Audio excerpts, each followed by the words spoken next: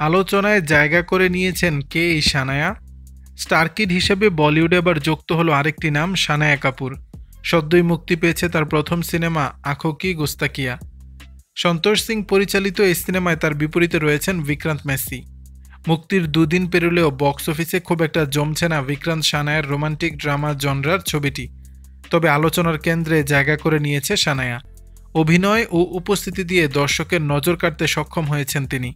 সানায়া কাপুর জনপ্রিয় অভিনেতা সঞ্জয় কাপুরের কন্যা। শুধু অভিনয় নয়, স্টাইল ও গ্ল্যামারের দিক থেকেও বেশ এগিয়ে রয়েছেন তিনি।